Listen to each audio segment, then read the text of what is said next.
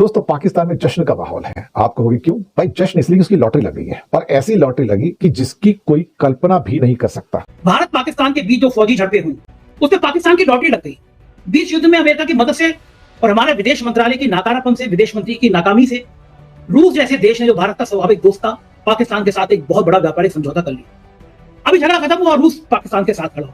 अब आप खुद देखिए, चीन उनके संग पहले खड़ा हुआ, टर्की उनके संग पहले खड़ा हुआ, अमेरिका ने मदद दिला दी और अब रूस से भी उनसे समझौता कर लिया। लेकिन लॉटरी तो अब लगी है साहब। ट्रंप साहब ने $40 बिलियन दे दिए पाकिस्तान को। 40 कहते हैं $20 बिलियन पब्लिक सेक्टर के लिए और $20 बिलियन प्राइवेट सेक्टर के लिए। One of the biggest loan in the history of world bank Trump साहब ने अप्रूव कर दिया। कहता है 20 मांगते हो, अरे छोड़ो 40 देता हूं। अब मैं सोच रहा हूं हमारे साथ कौन है यार? सारे तो पाकिस्तान प्रेम में डूबे पड़े हैं और सब पाकिस्तान को रेस्क्यू करना चाहते हैं, उसको बचाना चाहते हैं। अब जो भी है साहब, दुनिया की हकीकत तो यह है कि हम तो ऑलमोस्ट आइसोलेशन में चले गए हैं। हमें कोई पूछता भी नहीं आज की डेट में। तो पाकिस्तान की जीडीपी धड़ाम हो गई थी, उसके बाद पैसों की बरसात हो रही है। अब तक के युद्ध की सबसे खराब खबर ये कि रूस ने भी उसके संग, पाकिस्तान के संग एक बहुत बड़ा व्यापारिक समझौता किया। ये भारत के लिए शायद भारत और पाकिस्तान की झड़प की सबसे बुरी खबर है। ये इस टाइम तो पाकिस्तान में पूरा जहान कुर्बान है साहब। ट्रंप साहब कुर्बान है। इतनी प्रेम की पैमाना छलक छलक जा रहा है ट्रंप का। तो रशिया भी कुर्बान। रशिया ने तो टेक्नोलॉजी और मिलिट्री टेक्नोलॉजी और कुछ और चीजों का, ऊर्जा का एक नया समझौता कर लिया 22,000 करोड़ का।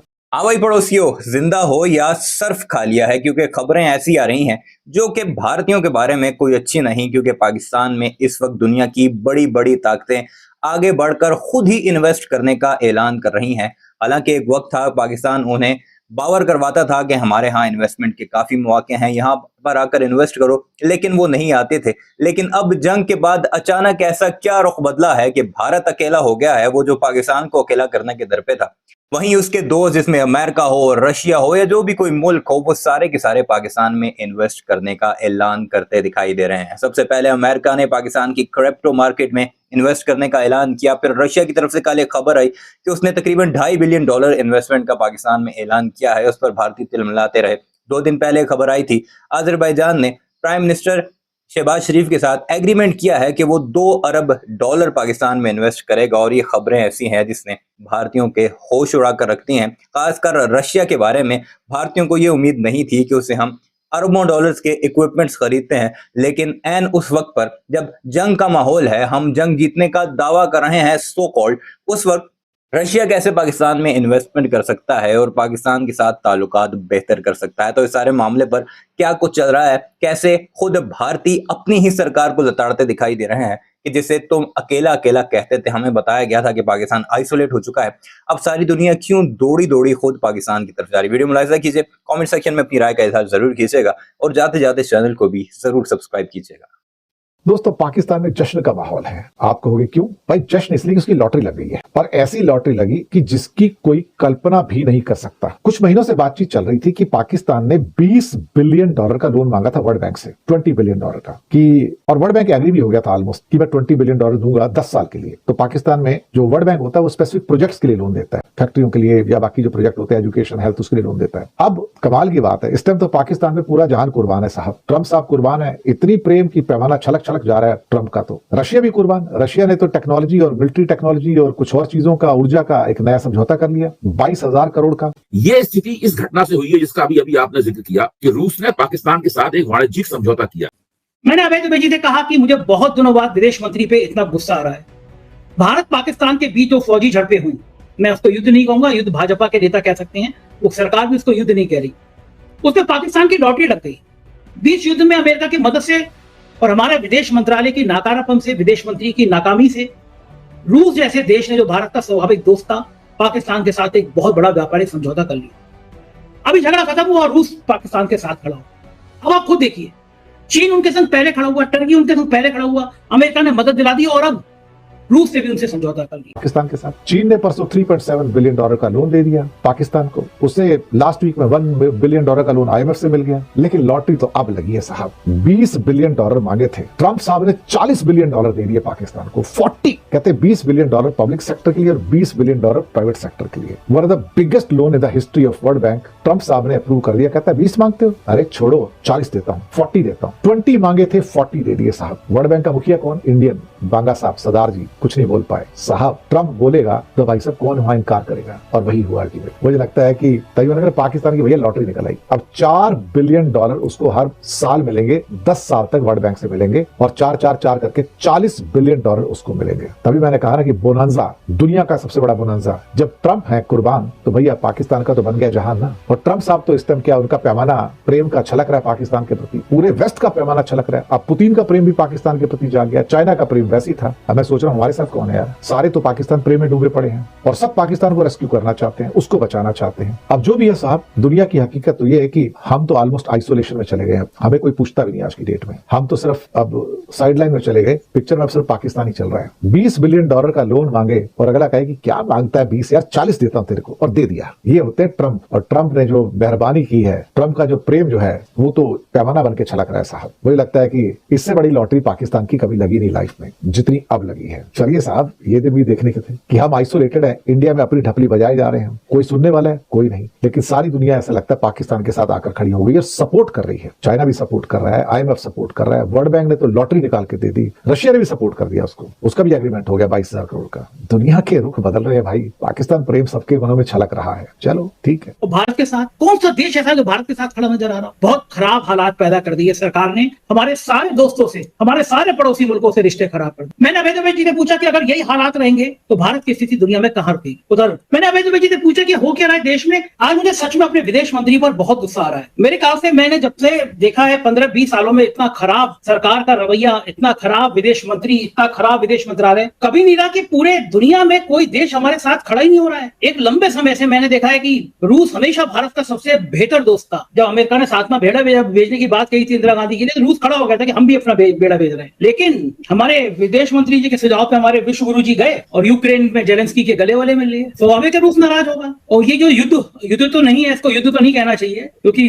बीजेपी के कुछ नेताओं को युद्ध लग रहा है, लेकिन सरकार ने तो कहा नहीं युद्ध, ये फौजी झड़पें हैं। इन झड़पों में तो मुझे लग रहा है कि ये भारत तो पाकिस्तान की झड़पों में पाकिस्तान की लॉटरी लग गई है। जो पाकिस्तान की GDP धड़ाम हो गई थी, उसके बाद पैसों की बरसात हो रही है। बीच युद्ध में उसको इतनी बड़ी मदद मिली, वित्तीय मदद। और अब तक के युद्ध की सबसे खराब खबर ये कि रूस ने भी उसके संग, पाकिस्तान के संग एक बहुत बड़ा व्यापारिक समझौता किया। ये भारत के लिए शायद भारत और पाकिस्तान की झड़प की सबसे बुरी खबर है ये कि रूस जो भारत का दोस्त था अब पाकिस्तान के साथ समझौते में चला गया, व्यापारिक समझौता किया। क्या मानेंगे कि हम क्या इतने विदेश नीति हमारी इतनी फेल हो गई है, हम रूस जैसे अपने पुराने दोस्त को भी समझाने में विफल रहे कि कोई समझने को तैयार नहीं है। अबे जी क्या लग रहा है, तो बड़ा खौफनाक खबर है। देखिए, आपने ये जो एक अपने वक्तव्य में कहा कि पाकिस्तान की लॉटरी लग गई है, वास्तव में पाकिस्तान की लॉटरी लग गई। जिस दिन पाकिस्तान में कश्मीर के मुद्दे का अंतर्राष्ट्रीयकरण कर दिया जाए, ये ख्याल नहीं होगा कि उसका उन्हें इतना ज्यादा लाभ हो जितना लाभ अभी। और आपके वक्तव्य में ये बात भी सही है कि पाकिस्तान, इसमें मैं अपनी तरफ ये जोड़ दूं कि पाकिस्तानी फौज जनता के बीच में इससे उसको लाभ कितना हुआ कुल में। सबसे पहली बात यह है कि भारत के तमाम आरोपों की परवाह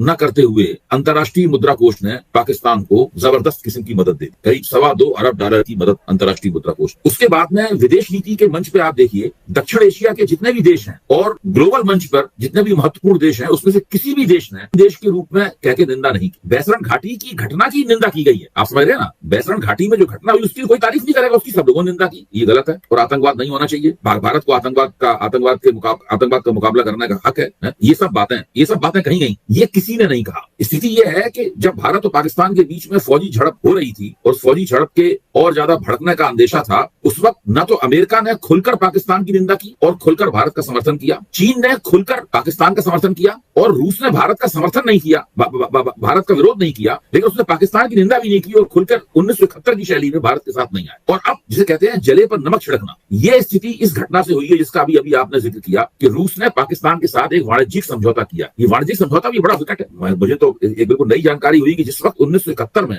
रूस भारत को आश्वासन दे रहा था कि अगर 7वां बेड़ा हिंद महासागर में आया तो वो उसका मुकाबला करने के लिए अपना फौजी बेड़ा मार्शल जोकोव, जिसका नाम था मार्शल जोकोव को भेज दे। और ये बात अमेरिका को बता दी गई थी कि 7वें बेड़े का मुकाबला करने के लिए मार्शल जोकोव आ जाएगा। इंदिरा गांधी उसकी चिंता नहीं थी, इंदिरा गांधी ने। अच्छा, आज स्थिति क्या है? आज स्थिति यह है कि भारत बिल्कुल एकदम इस दुनिया में अकेला खड़ा हुआ। सरकारी बुद्धिजीवी जो है बार बार अखबारों में लिख रहे हैं, बयान दे रहे हैं, नहीं हम अकेले नहीं है, हम ताकतवर हैं, हमें किसी की मदद की जरूरत नहीं, इस प्रकार की बात बोल रहे हैं। ताज्जुब मुझे इस बात पे हुआ है कि 71 में जो सोवियत संघ भारत को मार्शल जोकोव, 7वें बेड़े के मुकाबले मार्शल जोकोव को तैनात करने की बात कह रहा था, वही सोवियत संघ 1973 में 2 साल बाद कराची के पास 700 एकड़ की विशाल भूमि के ऊपर एक विशाल स्टील प्लांट भी बना रहा था पाकिस्तान। ऐसा नहीं है कि उस वक्त भी तत्कालीन सोवियत संघ नहीं है, लेकिन तत्कालीन सोवियत संघ जो है पाकिस्तान की मदद न कर रहा हो। यानी उस वक्त भी सोवियत संघ भारत को मार्शल जैकोब की मदद दे रहा था, और साथ में उसके ठीक 2 साल बाद 1973 में इस कारखाने का उद्घाटन हुआ था। फिर बाद में सोवियत संघ का 1990 में सोवियत संघ खत्म हो गया, वो अपने ही बोझ से। उसके बाद पाकिस्तान ने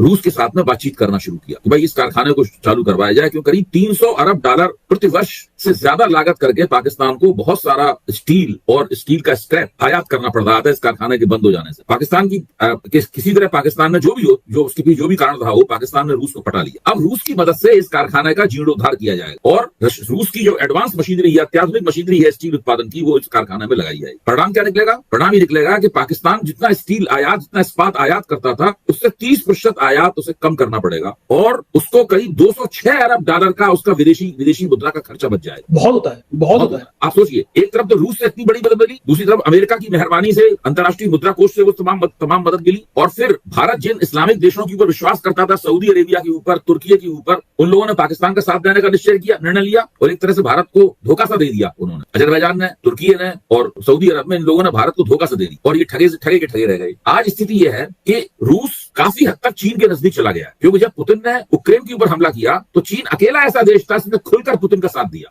चीन ने कहा कि बिल्कुल ठीक हमला किया, ये हमला बिल्कुल सही है। चीन उसको दरअसल हमला ही नहीं मानता, चीन तो मानता है कि ये जो पुतिन का प्रोजेक्ट है ना, कि यूक्रेन को रूस का एक प्रांत बना लेना, चीन कहता है बिल्कुल सही बात है। चीन ताइवान को अपना प्रांत बनाना चाहता है, और उन्होंने कहा अगर रूस जो है, तो चीन का मानना यह है कि अगर रूसी भाषा यूक्रेन में भी बोली जाती है, रूसी भाषा वहां भी बोली जाती है, अगर उसका रूस का प्रांत बन जाएगा तो उसमें कोई गलत बात नहीं है, और ये पुतिन ने सही कदम उठाया। तो इस वक्त अंतर्राष्ट्रीय मंच के ऊपर शी जिनपिंग और पुतिन ये दोनों दोस्त हैं। चीन भारत के खिलाफ है, और ये भी एक विडंबना है कि चीन भारत के वाणिज्यिक रूप से खिलाफ नहीं है। भारत और चीन में जम के व्यापार हो रहा है, इतना व्यापार हो रहा है इसकी कोई सीमा ही नहीं है, और जो व्यापार का संतुलन है बड़े पैमाने पर चीन के पक्ष में है, और तमाम भारत के अर्थशास्त्री मानते हैं कि चीनी वस्तुओं का भारत में बिकना रोका नहीं जा सकता है। ये स्थिति है। प्रधानमंत्री ने जो अपने भाषण में कहा कि ये चीन की चीजें मत खरीदिए, उसका सारे हिंदुस्तान में मजाक बन रहा है, लेकिन उनकी बात को माना जा रहा है कि तो केवल मुंह दिखाई की बात है, व्यावहारिक रूप से ही संभव नहीं है। जिस वक्त गलवान घाटी घटना हुई थी, उस वक्त अपील की गई थी चीनों का बहिष्कार किया जाए। किसी चीज का कोई बहिष्कार नहीं हुआ। जिस टिकटॉक के ऊपर बैन लगाया गया, वो दरअसल चीनी प्रोडक्ट था ही नहीं। लोग तो आपके खिलाफ वोट। और मैं ये भी मानता था कि 2024 में सरकार ने जो बहुमत खोया, उसमें बहुत से कारण थे, लेकिन आर्थिक विफलता उसका एक प्रमुख कारण। और ये एक ऐसा सरकार दूसरी चीजें प्रबंधित कर सकती है, आर्थिक मोर्चे पर प्रबंधन सरकार नहीं कर सकती, क्योंकि वो उसके हाथ में नहीं।